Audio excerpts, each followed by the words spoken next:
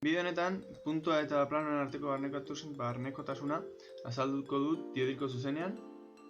Hortarako, puntu batek planoen barnean egon behar du. Eta hurrengo bi baldintzak bete behar ditu.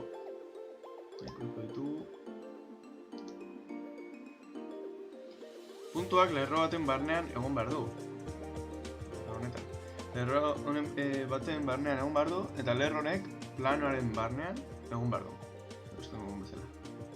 Bi baldintza hauek beteta, lehen ikusi dugun P puntua planoan izango dugu. P puntu hau planoan izango dugu, hurrengo plano. Beraz, B2 eta P2 proiekzio vertikaletik lerro honen proiekzio vertikala trazatuko dugu. Eta deituko dugu. Kontrolizatuko dugu eta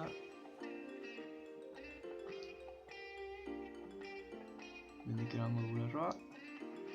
Eta R2 izendatuko dugu. Bertan, R2. Trazatutako lerroak A2, C2 lerroan moztuko dute. Lerro honek A2 eta C2 lerroan moztuko dute. Eta D2 bezala izendatuko dugu.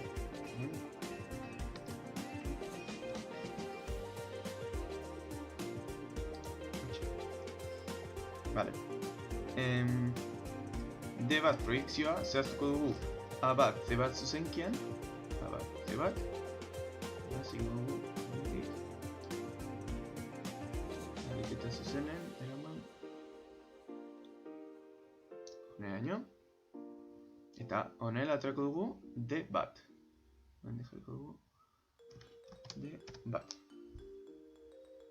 Vale. R bat proiekzio horizontala D bat puntutik B bat puntura igaroko da. Ikusko duzu hemen R2 gain R bat dugu B bat eta D bat tik igaratu. Vale.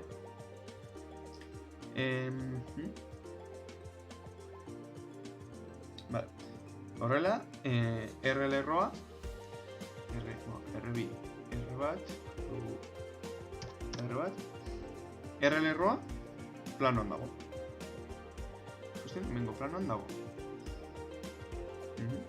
Bukatzeko, lehengo baldintza beteko dugu P puntua zehaztean, P2, P bat, R bat lerroan kokatzen. Egingo dugu